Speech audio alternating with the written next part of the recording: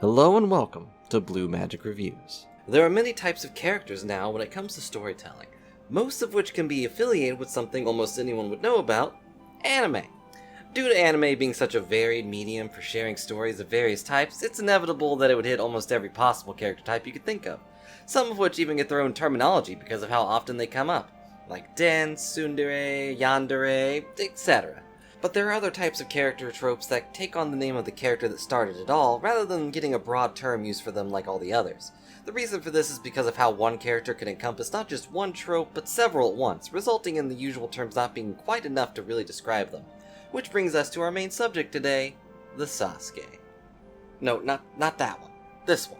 Now, for those uncertain of what a Sasuke is, think of it as a character type that includes traits from several other characters, like mentioned before.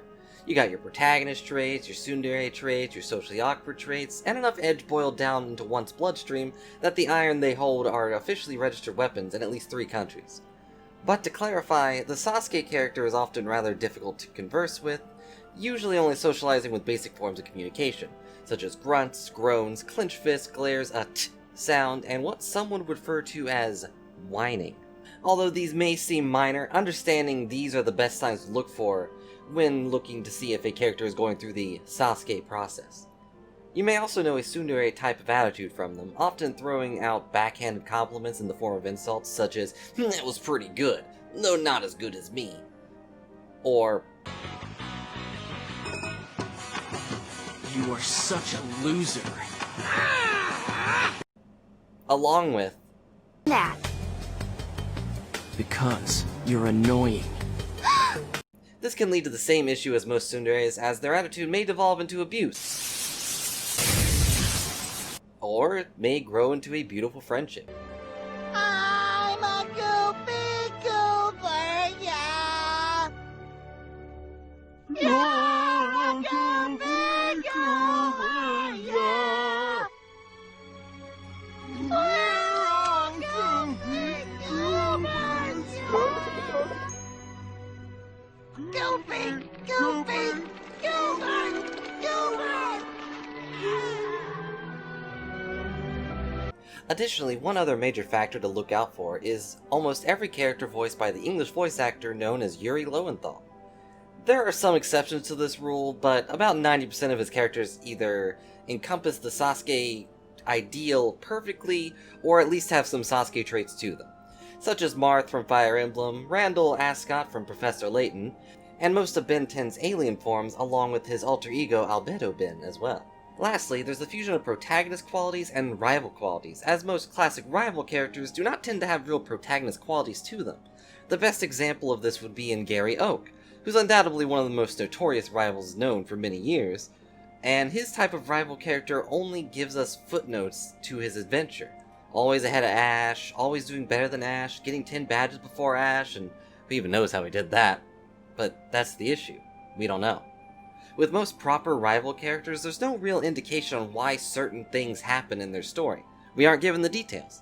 This is true even for Gary's alter ego, Blue, from Pokemon Red and Blue. This rival is only ahead of you the entire time you play through the game and constantly acts as a wall you have to get past in order to progress, eventually becoming the final wall as he succeeds in your main goal before you even get close to it. But there are things that happen during their story that we don't see, such as their training to go stronger, the choices they made for their team, such as Blue's missing Pokemon. Even the victories are hidden from us, except for the ones we're responsible for. Excluding when the protagonist is actually there, we only see the ending of what they were doing. Now, this isn't true for every rival character, of course, but a lot of them share this quality in one way or another. Vegeta is a good middle example of this, as we actively see him grow throughout the story once he's introduced, as he shifts from a simple rival antagonist to a rival protagonist, at least in a few scenes. Vegeta is probably a better example of what a good Sasuke character could turn into, but because of the lack of detail with his thought process and his backstory, he doesn't really fit into the same frame as Sasuke. The Sasuke characters are usually always put into a protagonist role right away. You get their thoughts, their motives, and their backstory that morphs them into what most would refer to as an edgelord, as they constantly make sharp comments, such as, "Saving the world? You? Don't make me laugh. You're weak. And you know what makes you weak? Your loyalty to your pathetic friends." or "Nothing personal, kid. and other such awkward comments that feel like cold steel smacking your humerus bone, sending shivers all down your spine that make you unsure if you should run or laugh really hard. Despite this, Sasuke characters are typically beloved or hated by people who watch them for one reason or another, though this typically boils down to what they represent and how they're represented within the story. The first comes from the elements that create them in the first place, but then continues on to understand who and what they are for the story, and then develop into a character that is either a good Sasuke, a neutral Sasuke, or a bad Sasuke. You see, the qualities that morph together in the first place to create a Sasuke character require a proper writer alchemist to get to the form what some would call a good character. This is something that's difficult to often do due to the elements that make a Sasuke being rather volatile. They're very easy to screw up and go rolling down a hill into a pit of a bad Sasuke status, though someone can recover enough to stay on the level of not quite being bad, but definitely not being good either. The ones that are good, however, are amazingly written and can quickly become more beloved than the actual protagonist, though their interactions with said protagonists are usually a major reason for being enjoyed. Despite all this, simply being good or bad doesn't mean someone will like them, it's just a measure of how well they are written. That said, the first thing we need to do before we go into who's good and who's bad is to first establish the foundation of the entire Sasuke trope. To do that, we have to focus on the godfather of all Sasuke characters, the one that technically may not have started at all, but definitely made the term popular. We have to discuss who is Sasuke Uchiha. Wait, dang it, I said this one, not that one, ugh. Sasuke is a character from the show Naruto, as you would definitely know if you were watching this. And he starts out as your classic edgy heartthrob, given a brutal backstory of watching his family get murdered, and as the last of his kind, he's put on a pedestal right away, not only by his peers, but almost the entire show at large. He's strong for his age, but not to the point of it being nonsense, just enough to be clearly ahead of the protagonist, Naruto. And even as his arrival as the main love interest, even though there's no real build-up on either side for this romance to exist, but that's a different topic. People love the guy just because, and overall, he starts out as a good character. He has a solid backstory that explains his distance he keeps between everyone, and he actively fights against Naruto, seeing a challenger that he didn't really see with the rest of his fellow ninja, such as the love interest Sakura. He sees her through the whole series as someone that's just a burden, that'll never really amount to anything, and it wasn't really like that with Naruto early on. He insults him, but it's never really done in a way that indicates hatred. That's just how he awkwardly talks to people he's close to. Along with this, they both have challenges they pass through each other, forcing each other to complete a challenge others find easy, such as learning how to walk up trees with their chakra. Early on, Sasuke even dies for Naruto, resulting in a bond that very few rival-type characters really get into so early on, being friends. Sasuke, with his end goal in mind, even has good reasoning for becoming an outright villain, challenging Naruto in a different way as he drops everything and all of this trust he put into him, all for the sake of avenging his family and killing the one responsible. He finds his bond with Naruto making him weak, because he finds himself caring, and thanks to the drive of killing his brother, who states outright that lacking proper hatred leads to weakness, this leads him to the conclusion that caring is failing. Additionally, he finds that Naruto, the one who he believed was below him but still a proper rival, is obtaining power he can't even fathom defeating, and that Naruto, as his rival, can stand up to things he can't bring himself to fight. This is what drives him ultimately to Orochimaru, who promises him power with no restrictions other than the threat of losing his body to the Snake Man, who Sasuke believes he can defeat rather easily, which he does, and I still have no idea how. And this is power that Sasuke himself had already been slowly tainted with through the course of the show at this point, experiencing not only the power Orochimaru can give him, but how much stronger other people are when using the power themselves. This is the beginning of the Sasuke trope as we know it so well. A character that starts off as a proper rival, but begins using questionable powers and separates from everyone that the protagonist affiliates with, typically for the reason of being jealous or simply feeling inferior in some way, while usually being twisted because of a dark past that they either do or don't bring up readily. This isn't something that always lines up with Sasuke's original motives, but similarities are there regardless with a lot of characters. Additionally, none of them are really bad guys in the sense of being bad people. Even Sasuke hardly does anything truly evil in the story at this point, though he definitely attempts evil things, only to fail entirely and go back on his word. This is also where characters like Sasuke can be broken or sharpened into a wonderful blade. The edge they've been harboring this entire story can be polished and leave enough that's so awkwardly there, but so beautiful in its own way. Ironically enough, this does not happen with the original Sasuke Uchiha. The last Uchiha is, without a doubt, a bad Sasuke type of character. Sasuke's story as he leaves for Orochimaru is somewhat shrouded in mystery as far as his training methods and overall impact on the story as a whole. It isn't really known what he does during the time skip except get stronger, until finally he runs into Naruto again years in the future and hands Naruto a brief greeting before disappearing for another arc in the story, and his eyes are only set forward to his original goal, to kill his brother. This isn't really a negative by any means, as it leaves him in the road he chose, and this can be respected. However, his impact in the story is relatively low at this point until he reaches his goal. He finds Itachi and fights him, finally bringing it into his major arc, even if it left him confused and unsure of what to do next, which is honestly the biggest issue with his character. He lacks a real goal once his first goal is completed. Unlike other characters who have multiple goals or at least something they wanted to do afterward, Sasuke's goal had nothing but emptiness behind it, and this is reflected in the way he falls. He goes from an interesting character to just a whiny child, thrashing about and striking everything down around him. Even the ones he teamed up with in order to find and kill his brother were not spared in his tantrum. Especially Karen, who practically saved his life on numerous occasions, doesn't even get a moment's hesitation before he stabs her through to get to his main target, which is his second little arc he has. Also, Karen then later forgives him because he said sorry, which is... yeah.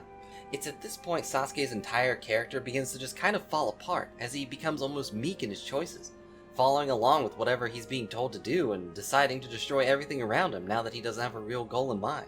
This is even a thing pointed out by others in the story, but not actually addressed, even as Sasuke begins to try to kill people, which is something he refused to do before unless they were related to his end goal. But to put it in simple terms, he goes absolutely insane. His attitude becomes more and more contradictory than it already was, and he begins a complete descent into madness, until his brother shows up in a reanimated body and sets him back on the right path, simply by telling him to think for himself and that Itachi would love him always. Itachi best brother, whenever the chapter came out, he definitely didn't drive his brother insane. Nope, definitely not. But it's after this that he talks to some people, figures out that he shouldn't kill everyone, but instead protect everyone, and stops whining as he finally gets the conflict with his long-term rival, and the overarching evil that's been messing with everyone on the side while Sasuke was doing something else. But once the conflict is over, he puts himself into a self-imposed exile for his crime, and basically rendered as he's a good guy, I guess. I mean, he said sorry, right? I guess we should forgive him for trying to kill us and also stabbing a bunch of people. I mean, he said sorry. We can't just go against that. He said sorry. What more do you want? And to all that, you're probably wondering what the issue is here with everything I've said, and I think it's actually off what I said before about rivals and how their end goals are all we really see, how we don't really get the journey between point A and point B, we just know point B happened. This is a major conflict with Sasuke's later choices in the story. He seems to jump from ideal to ideal and never really go through the process of redemption. He never really talks to anyone about his feelings, he simply does things. Often because he was told to, and it isn't until Itachi rolls around a second time that we ever see Sasuke sit down and talk with someone about what he should do, or who he should be. We don't get a good look about what his personality really is, because he keeps shifting around like crazy until finally setting on an apathetic anti-hero that has no real business being one. Most of this also has nothing to do with Naruto, his rival, either. It just happens on the side, while Naruto's dealing with the main conflict. You could say this is simply a flaw of the writing style of Naruto's story, and it is. But it's also one that is almost explicitly tied to Sasuke's character. No one else in the show really jumps from conclusion to conclusion like he does, at least not any characters that usually have any real exploration to them. Gaara, for example, actively has a major character arc that we see happen, and it takes him getting punched in the face and nearly killed to actually cause a change in his character. We get to see his growth as a person many times throughout the story, and none of it feels sudden or like it was forced upon him. He reaches these conclusions himself, and with the people around him, unlike Sasuke. But this doesn't make the Sasuke ideal a bad one. In fact, like most things that make up Naruto's foundation, it's brilliant. As I said earlier, if it's used properly and explored, it can be absolutely wonderful. And how is that, you may ask? Well, examples of a good Sasuke character would be someone like Zuko from the Avatar The Last Airbender or Riku from Kingdom Hearts. Both characters actively start out as a rival character that can be respected for their end goal involving the main character in some way, especially Zuko, who is trying to hunt down Aang, the protagonist. Unlike another rival who would just show up here and there and just kind of be there whenever the plot required them to be there, we actively see Zuko grow as a character as the story progresses until he finally comes to terms not only with his shattered honor, but also who he is as a person and what he should be doing not just for himself, but for those he cares about. His story is probably the most well played out character arc in Avatar, even though some of his biggest moments don't have Aang anywhere close to them. This is a proper Sasuke character that we see be socially awkward. My first girlfriend turned into the moon. That's rough, buddy. Go from hot to cold almost literally. Will teach me the advanced set. Very well. But I want you to know, I am so sorry, Uncle. I am so sorry and ashamed of what I did. But then he becomes a rival that turns into a proper friend by the end. But most importantly, it's a journey we get to see for ourselves. He starts out angry, impatient, rather arrogant, and yet he has the same contradictory attitude that Sasuke had as well. He didn't believe people were expendable, yet he would still look down on service and the like. He wanted to capture the Avatar above all else, even at the cost of his own life occasionally, but would avoid his goal if it meant the death of one of his crew members. Even people that actively tried to kill him would find his hand reaching out to save them, and he would often refuse to do harm to innocents without any reason. As a prince to an entire nation, he's put on a pedestal, dishonored or not. He's talented with a lot of things, especially firebending, even if he doesn't measure up to the Grand Masters at first, though he becomes one of the strongest characters in the show by at the end. All of which parallels with Sasuke in one way or another. But the biggest difference between this version of Sasuke and the original version of Sasuke would be the end goal being reached and what it meant. All Zuko looks for throughout the first half of the story is his father's love and to fix the family he left behind. When he reaches this goal, he begins to realize it wasn't really what he wanted, and we get to feel that. We get to hear that. We get to see that. We experience this conflict that Zuko is having in himself by his side, and understand the hardships he's going through. Because it doesn't just happen over the course of 5 minutes. Like with the original Sasuke, Zuko's character actually grows slowly instead of spontaneously. This may lead some people to say he's not a Sasuke character, but you can even see similarities between when he reunites with his uncle, Iroh, and when Sasuke reunites with his brother, Itachi. Neither of them push their ideals or anything on this lost child. Instead, they both want the child to choose the path for themselves and stop being led around by someone else.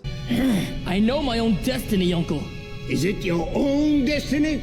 Or is it a destiny someone else has tried to force on you? Stop it, Uncle. I have to do this. I'm begging you, Prince Zuko. It's time for you to look inward and begin asking yourself the big questions. Who are you? And what do you want? There is still time. The night I left you, I did everything Danzo and Toby told you I did.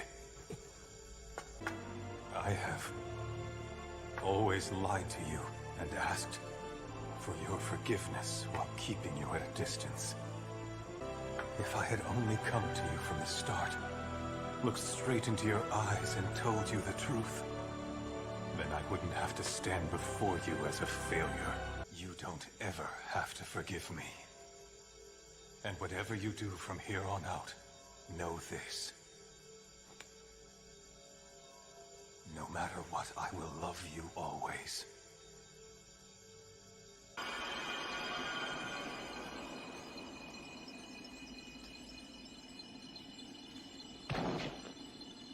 It's to this end that Zuko finally realizes that his goal wasn't something he wanted anymore, and he chooses to fight by the Avatar's side, his long-term rival, and become not only his friend, but help him learn firebending. This entire arc with this character is wonderfully done, and he actively redeems himself several times throughout the story. Because, much like Sasuke, he was never really a bad guy, just one that lost himself in darkness. Hey! Aren't you guys forgetting about me? So, I guess I'm the only one working on the raft. Yes, Riku, we're getting to you. For the Kingdom Hearts video game series, even if you haven't played the games yourself, there's no doubt you've at least heard of it. Spoilers ahead, but I won't be covering anything Kingdom Hearts 3, partly because it was released somewhat recently, and what I need to say isn't really relevant to it anyways. Regardless, there's multiple character arcs going on at once in the game's story, but none are more engaging than Riku's own story of redemption and accepting himself, sometimes quite literally. Despite the medium going from a show to a game, the character type is definitely the same. Riku, as one of the most popular Sasuke characters out there, is one that may have more impact to some people, as he's not only a wall for Sora, the protagonist, but also for the player. You actively challenge him early on and end up comparing yourself to him, as he's the first real challenge a player may find, sometimes leading them to challenge him proper until they beat him, which I am definitely guilty of. While some details are lacking on his return, you are given a good example later of him not only staying better than you, but also Sora measuring up to him a bit more. This is what ultimately begins his descent into the Sasuke character type, as he gives into the feelings of feeling inferior to Sora and the loneliness he feels as he abandons those he cared about in order to feel fulfilled as a person.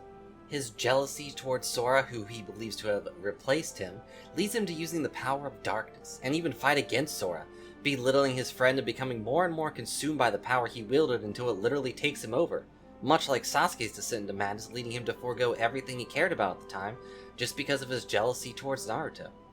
However, Riku differs from the previous two, as he never really had a major goal in mind. He merely wanted to explore other worlds, no matter what the cost, and so his goal was more open than the previous two. Instead of having a major ideal he was aiming for, he merely wandered about until he found himself lost in a small world that he found himself in the first place, and he didn't realize it until he lost everything, including his own body. It's at the very end of the first game that Riku's story really begins, and when he obtains a real goal, to conquer and understand the darkness that lingers within him. His hatred, his jealousy, his awkwardness, and his eternal conflict on whether or not he deserves to stand alongside those he cares about. His story is one of redemption, as he comes to terms with the darkness inside him and outright accepts it, another small difference between the other Sasuke-like characters. While Sasuke and Zuko both reject their end goals as what they really wanted, Sasuke doing so more than once, Riku's end goal is acceptance itself, and he finds this goal with the help of his own friend and mentor, Mickey Mouse. Which is really funny to say outside of the context of Kingdom Hearts, but that's just the game in a nutshell. I'm very glad Riku's name isn't actually Sasuke, though. Oh boy, Sasuke, we gotta go make Ansem release the animation jutsu in order to save the chakra of Kingdom Hearts. Moving on. The major appeal of Riku as a character is that he goes from your rival to being someone you can root for to overcome his complexity as a character. And it's a story you not only get to see for yourself, but actively play, as the second part of Chain of Memories, the second Kingdom Hearts game, has most of Riku's story of accepting himself as playable content. By the time you get to Kingdom Hearts 2, which is the third game in the series, he's fully accepted the darkness within him and uses it to help not only himself, but his friends as well. It's a well-developed story, even if it's in a convoluted mess called Kingdom Hearts, that symbolizes just as much proper growth as Zuko's story did, though admittedly with less emotional impact since most of his conflict was internal. But still has just as much impact as Zuko's story. Also, write all that down, it'll be on the test. Now, despite the fact that we've covered both a bad Sasuke and a good Sasuke character, we haven't really touched on a neutral character, and what exactly attracts people to these characters in the first place, whether it be to love them or to hate them. My personal favorite character to bring to the table would be Shadow the Hedgehog, from the Sonic the Hedgehog series, and no, I don't mean the stupid Boom version that turns the edginess up to maximum. You're weak, and you know what makes you weak? Your loyalty to your pathetic friends. I'm talking about the original Sonic Adventure 2 Shadow that acted as a literal counterpart to Sonic, and attempted to destroy the world in order to avenge his friend that was killed by humans. I won't go into too much detail with this one, because it's pretty convoluted, but his entire character arc goes down the same path as Sasuke. Though admittedly it starts in the middle of his evil phase, and it isn't until the very end of the game that he tries to redeem himself by saving the planet his friends wanted to live, having just remembered her final words to him before everything began, quite literally, crashing down on them wasn't kill all humans, but instead, make humans happy. Memories, right? But it's through this act that he goes through two separate games, trying not only to redeem himself, but also figure out who he truly is as a person. Sadly, the writing for Sonic games have always been very, awkward. So Shadow's interesting character arc is overshadowed by the poor writing and rather strange actions you may have to take him to do, such as finding out he's an alien, or trying to kill the president. for some reason. Only then to find out that none of your choices mattered because only the true ending, which you have to get by beating every possible path, actually happened. It makes his redemption arc very hard to follow and often spontaneous, still more put together than the original Sasuke's story because these are things that you can play through yourself as Shadow, which makes them a little bit more interactive in my opinion, although still very convoluted and odd. But this puts him in a neutral category because he's not really bad at being himself, but he's not really good at it either. This is honestly more because of how Sonic is written though, rather than a shot at the character's original idea itself. All in all, he'd be a good Sasuke if he wasn't a Sonic character. However, one recent character that has shown up that many people will agree hits the same buttons Sasuke originally hit would be Bakugo Katsuki. And don't worry, I'm only going to go over what's currently in the anime. But Bakugo is much like how Sasuke was originally portrayed in Naruto. He's loud, arrogant, aggressive, crude, and especially ruthless when it comes to things he sees beneath him. While Sasuke himself was never very loud, he was still very proud. Now, despite all the negative factors that are quite clear from his first introduction, people are attracted to him in a similar way to Sasuke because of his own contradictory attitude, and actions making him so interestingly complex that it makes you want to see what he'll turn into, and what he'll do to get there. He has a lot of parallels to Sasuke as he's horribly self-centered and gets into his own head constantly, especially when feeling inferior to his rival Midoriya, who he refers to as Deku, as an insulting nickname, which is rather similar to Sasuke's nickname for Naruto being Dope, or just outright calling him an idiot. Bakugo is put on a pedestal by the show itself early on in the series, as well as by his peers, believing himself to be superior to anyone because he's amazing and no one else is. His feeling of being the best are ultimately what attract him to All Might as a role model, as All Might is second to none as the #1 hero and he never loses. This pillar in front of him mixes with his own desire to be the best and sets him down a spiral looking down on everyone around him, believing them to be below him in one way or another, especially Midoriya, who he thinks is looking down on him when displaying any acts of kindness or concern. But by no means is Bakugo a bad guy. While he wouldn't admit it, he's socially awkward when it comes to interacting with people normally, as he's always quick to anger and insult them, though not outright wish them dead for real. The only time his actions ever felt out of place would be the first episode where he comments on Midoriya jumping and committing suicide, something that he never repeats in the series and may have just been written on a whim, or in the heat of a moment. This is probably the biggest scene that people criticize him for, and it's an understandable complaint. Yet, while he belittles and makes fun of Midoriya quite often, he never outright assaults anyone else. It's only really Midoriya, who he has a long history with, that he treats as inferior in every possible way. And this doesn't stem from just anger or hatred, but instead the fear he has, as Midoriya has something he doesn't. Another thing that mirrors them to Naruto and Sasuke, as the same thing happens in that relationship. But a lot of people seem to forget that Bakugo's end goal and what it represents for him as a character, no matter what his personality is currently like, and this is what makes his character so complex and interesting to a lot of people, myself included. He wants to be the #1 hero. He's the type that'll do anything to get there, no matter what it is, and he puts his all into doing it. Unlike Sasuke, Zuko, Riku, or even Shadow, Bakugo doesn't have anything but his own ego really weighing him down.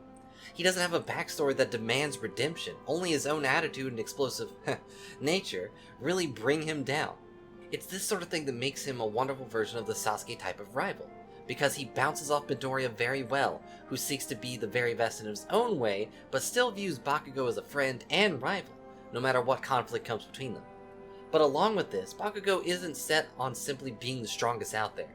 He isn't trying to bring down society or fight those around him just for the sake of it. He doesn't feel oppressed by the world. He thrives in it. As a child, the attention he received for being #1 is what made him who he is now. His attitude is full of so many contradictions that it's even addressed in-universe, as the actual villains seek him out in order to get him to join their side, but he outright refuses, because he thrives on that conflict. He's determined to win, no matter what, and that includes the right to be the #1 hero, which he knows isn't something he can do just by battling alone. He's growing as a character, and we get to see him do so through his conflicts with Deku, through his interactions with his idol, and through battle. No matter what kind of pinch he's in, he'll win in the end. And the journey he has to get to that ending is what's so endearing about him, as his complexity leads us to be unable to predict where he'll go next, or how Midoriya, his rival, will be included in his journey. All we know is that they'll reach the end together one way or another as the #1 heroes. And This is what makes Sasuke-type characters so interesting, and is honestly why Sasuke, Shadow, Zuko, Riku, and Bakugo are so beloved and hated in their series by those attracted to them in the first place. Yes, Sasuke fell from grace, and a lot of people that liked him ended up hating him in the end, myself included. But there's no questioning that this trope can be done well, and that Sasuke, whether he likes it or not, is the foundation for this idea. Part of the reason why people like these kinds of characters is because of their complex nature. In a medium that's overrun with the good-natured protagonist, and the either ignored or uninteresting subcast. There are so many similar characters out there that fit right into this image of what Sasuke's character represented early on, and, in the end, what makes them so interesting. A story we can follow through the good times, the bad, the absolute insane, and the path they take to redeem themselves, or choose not to. They're arrogant, they're kind, they're talented, they're complex, they lose themselves, they regain themselves. They're complex and flawed characters that can be refined wonderfully if done properly, often in a more endearing or engaging way than the conflict that the main protagonist has. They're the Sasuke characters we love to hate, and hate to love, but we do so anyways. At least not when they're literally stabbing you in the— oh no! Hello there! Thanks a lot for watching this video. I really appreciate that you made it this far, or skipped ahead far enough to get here. But hey, any second you spent watching this video, even if it's just for the outro, you weirdo, then I really appreciate it, and I hope you enjoyed.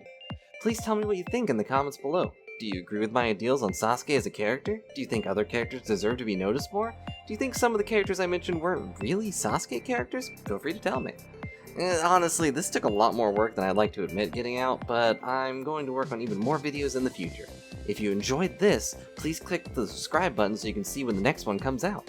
If there's something you didn't like, or if something you'd like to see improved, feel free to tell me that too.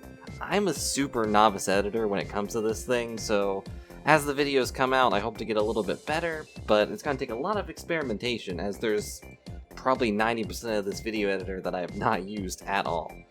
Also, if you enjoyed the sound of my voice, feel free to check out the description for links to my Twitch stream, along with the YouTube channel that I use to keep Twitch stream recordings on.